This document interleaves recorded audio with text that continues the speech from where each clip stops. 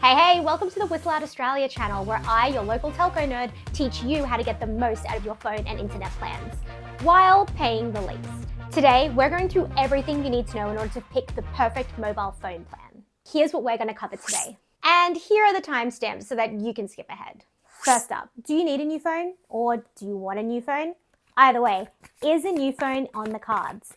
If it is, you've got two choices. Buy it outright or buy it on a plan. Buying a phone outright is more expensive to start, but it means that you can pick any provider you want, even the cheap ones. So it actually ends up costing you less in the long run. On the other hand, buying a phone on a plan means that you don't have to put any money down straight away, but you are tied to one of the big three providers until you've paid it off. Telstra, Optus and Vodafone are always going to have more expensive SIM plans than their MVNOs, so you are going to pay more over the life of your plan. Let's look at the iPhone 17 as an example.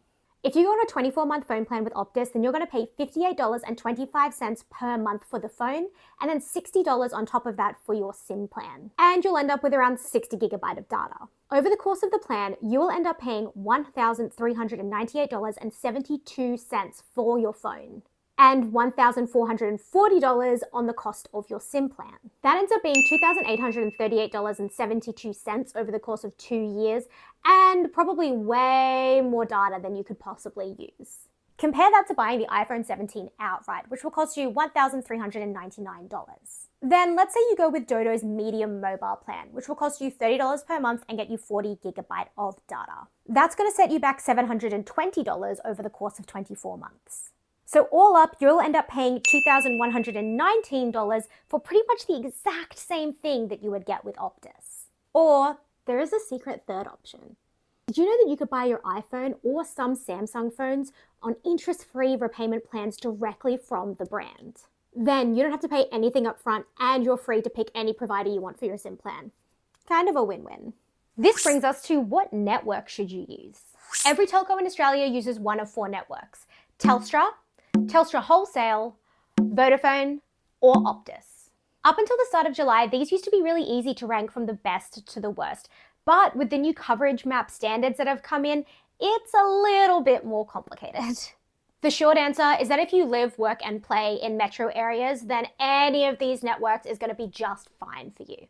As you can see in the coverage maps, the main populous areas are solid no matter what. But if you're more rural, you should take a closer look at your areas and make sure that they're covered. But for my fellow telco nerds, let's delve a little bit deeper. And for the rest of you, feel free to skip to the next part. New standards introduced by ACMA in June of 2026 now dictate that every telco has to label the signal strength on their coverage maps. They can either be good, moderate, or basic. And anything underneath minus 115 decibel milliwatts is classified as having no coverage. As a result of these changes, Telstra had to take millions of square kilometers off its coverage maps, and Vodafone and Optus actually got to add more. So Vodafone and Optus now cover more of the Australian population than Telstra Wholesale, at least according to Telstra's old numbers. Telstra hasn't released any updated ones. They're a little bit upset about the changes.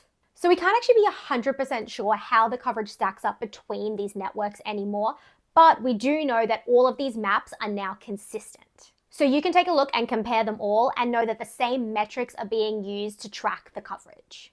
Next, how much data do you need? You probably don't need as much as you think.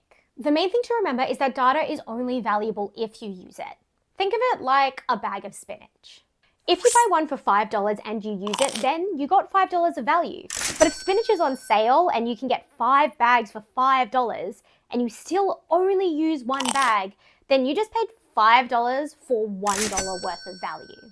As of January this year, the average Aussie uses around 14.5 gigabyte of data per month. For prepaid users, it's a little bit lower at 9.8 gigabyte, while for postpaid users, it's a little bit higher at 18 gigabyte. This means that a plan with between 20 and 25 gigabyte of data is going to be more than enough for most people, without leaving too much of it rotting at the bottom of your fridge.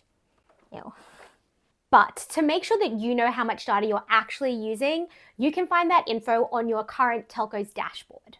Pretty much every provider has a ticker that will show you how much data you're using month to month. Take a look at your last 6 months, and whatever the average of that is, that's your golden number. That's how much data you should be looking for.